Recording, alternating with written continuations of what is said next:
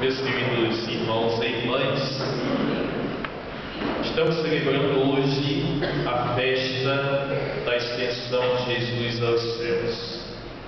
Momento aqui que nós recordamos da subida de Cristo, o Cristo ressuscitado, para estar nos céus, como nós professamos no credo, sentado à direita do Pai. Mas quando nós analisamos essa subida de Cristo aos céus, talvez podemos pensar que Cristo subindo aos céus, ele ficou longe, ficou distante de cada um de nós. Pelo contrário, foi preciso que o Cristo subisse aos céus para que assim a sua presença estivesse constantemente em nosso meio, na igreja, da comunidade. Se cumpre a promessa de Cristo, eis que estarei convosco todos os dias, até a consumação dos séculos.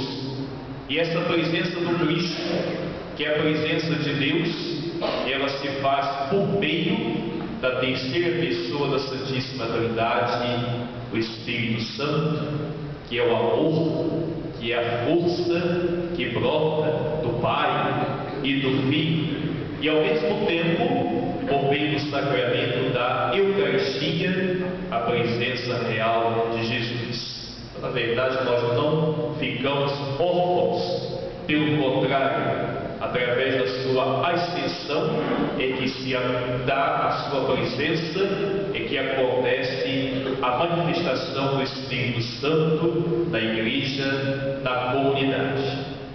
Mais interessante aqui, as instruções que Jesus passa aos seus apóstolos. Primeiramente, ele dá a ordem do anúncio do Evangelho. É preciso evangelizar, ide pelo mundo inteiro e anunciar o Evangelho a toda criatura. Aqui é a ordem que o Senhor dá aos apóstolos, é a ordem que ele dá à igreja, a igreja católica, que quer dizer universal, que se faz presente em todos os cantos do mundo, com uma única missão: anunciar o Evangelho, fazer com que Jesus se torne presente ainda hoje, onde existe muita gente que nem ouviu falar em Jesus Cristo. Depois, interessante, o Senhor diz: olha, quem crer e for batizado será salvo, quem não crer será condenado. Então aqui ele coloca, na verdade, duas condições para a salvação: o batismo e a fé. No passado, o que acontecia? O batismo era dado aos adultos, porque as conversões estavam acontecendo entre os adultos. Hoje a igreja batiza tanto os adultos que não são batizados, mas batiza hoje as crianças, porque a criança é batizada na fé da igreja. E quem é que representa a igreja no batismo? Os pais e os padrinhos. Então é interessante essa condição: é preciso ser batizado, é preciso estar batizado e é preciso ter fé, confiança, se entregar nas mãos do Cristo, reconhecê-lo como Senhor, Redentor, e então acontece aqui a salvação, a redenção. Quem crer, quem estiver batizado, esse então será salvo. Mais interessante, os sinais que Jesus coloca no Evangelho para que possamos demonstrar a nossa fé. Será que aqui podemos fazer uma interpretação ao pé da letra daquilo que Jesus está dizendo, segundo a narrativa de Marcos? Jesus diz aqui, olha, os sinais que acompanharão aqueles que crerem serão estes: expulsarão demônios em meu nome. Quando se fala em expulsar expulsar demônios. Talvez aqui nós pensamos logo no caso de exorcismo. Não. O caso de exorcismo é algo muito pequeno pelo que Jesus quer estar dizendo no Evangelho. Expulsar demônios. Todos nós podemos fazer isso. Nós que somos cristãos batizados, porque na verdade nós, na sociedade, temos que ser fermento na massa, temos que ser luz no mundo e sal para trazer sabor. Portanto, todo cristão batizado, ele vai lutar contra as forças do mal que está presente no mundo. E que forças são essas? O combate à violência, o combate às drogas, o combate aos vícios, o combate às injustiças. Tudo isso são casos de exorcismos, expulsar estes demônios do mundo, da sociedade, da comunidade. Então nós podemos expulsar demônios, sim, certo? O demônio do mal, da violência, da calúnia, de tudo aquilo que desagrada a Deus, nós todos podemos fazer. Depois Jesus diz: olha, falarão novas línguas. Puxa, mas eu às vezes falo mal em português, né? Ainda tem que falar novas línguas. O que Jesus está dizendo? Novas línguas. Apocalipse capítulo 5, Jesus diz: eis que eu faço novas todas as coisas.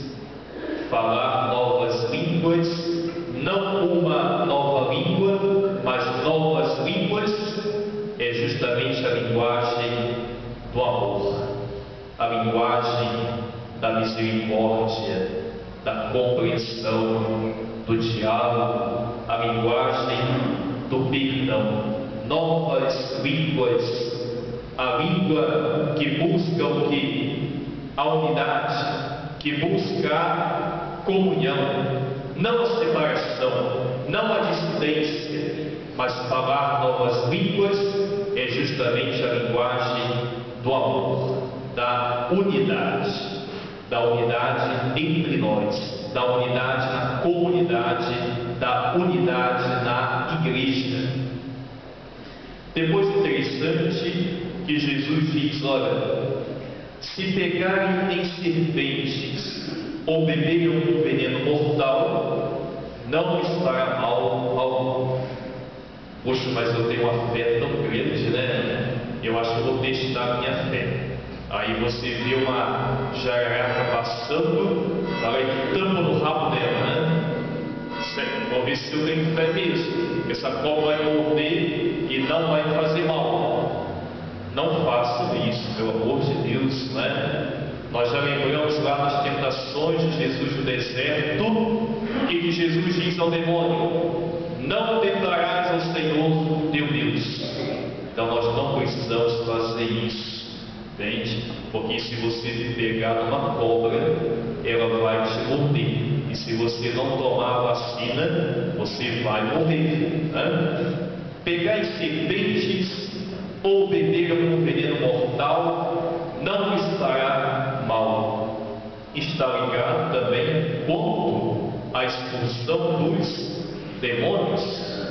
Meus irmãos e irmãs, quantos desafios nós enfrentamos na nossa vida, não é? Às vezes quantas coisas difíceis, quantas tempestades na vida, desafios, quantos espinhos, às vezes quanta angústia, quanto sofrimento nós passamos, mas aqui entra a nossa fé e ao mesmo tempo a nossa identidade.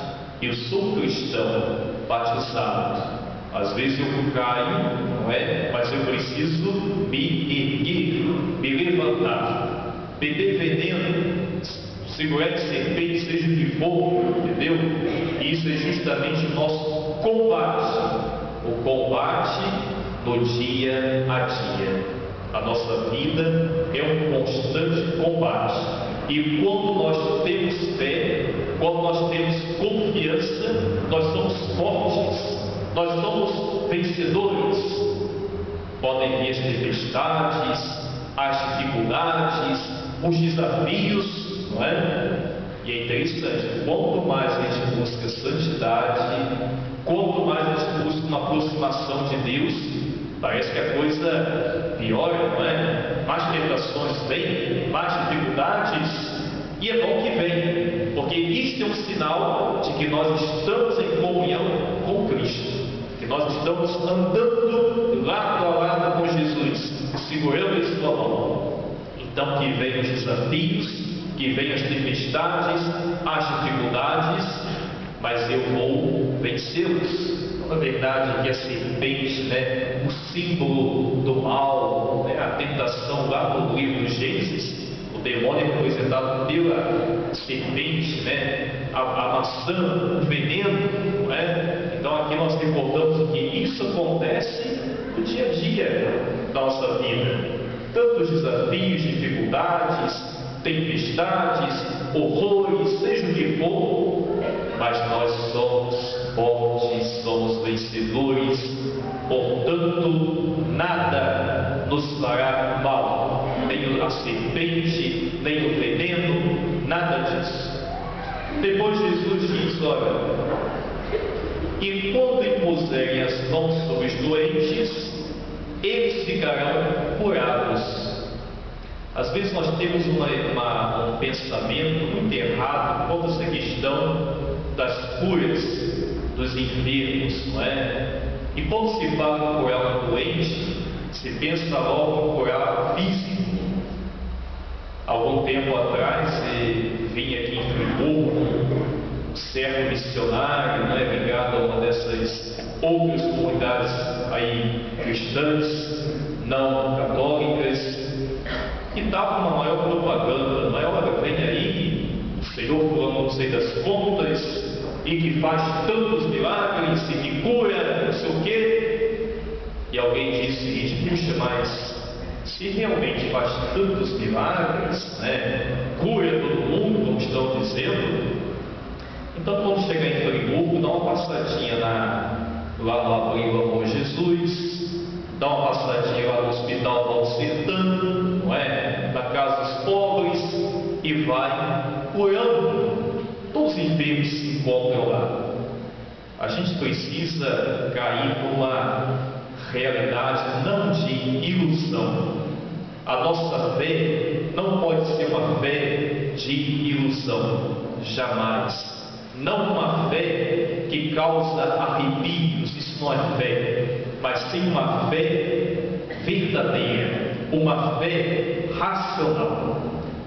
Eu digo a vocês, vocês já fizeram muitos milagres e não sabem, e vocês continuarão fazendo muitos outros milagres. Toda vez que você faz uma visita ao doente, que você faz uma oração, que você dá uma atenção especial ao enfermo, não é? Você não sabe que você está fazendo de bom para a vida daquela pessoa. Ou muitas vezes uma visita que você faz na casa dos pobres, talvez você não precise dizer nada, mas só chegar lá, sentar e ficar ouvindo, né, o idoso daquele, você está fazendo um grande milagre. Talvez você não percebe, mas para ele é algo sobrenatural. Tem alguém ali que está lhe dando atenção. Naquela visita que você faz em enfermo, não é? Numa oração que você faz, talvez para a gente é coisa muito simples, não é? Mas para aquela pessoa é algo sobrenatural, é algo divino, é um milagre que acontece na vida dela, é uma cura que acontece. Talvez não a cura física, mas a cura espiritual, a cura interior. Então eu digo a vocês, olha, todos nós aqui podemos fazer muitos milagres, e já fizemos, e vamos continuar fazendo, Porque para aquele que não tem fé, qual é o seu pensamento? Ah, mas eu não consigo fazer milagre, eu não tenho dom das línguas, não é? Eu não expulso demônios, então não vou fazer nada. Esse é o pensamento daquele que não tem fé, pensamento mesquinho, incapacitado. Mas como eu tenho fé, eu luto contra o mal da sociedade, eu falo a língua do amor, eu venço as tormentas, as dificuldades, e eu sempre levo uma palavra de conforto, de esperança ao idoso, ao enfermo, e na vida dele acontece o milagre. Louvado seja nosso Senhor Jesus Cristo.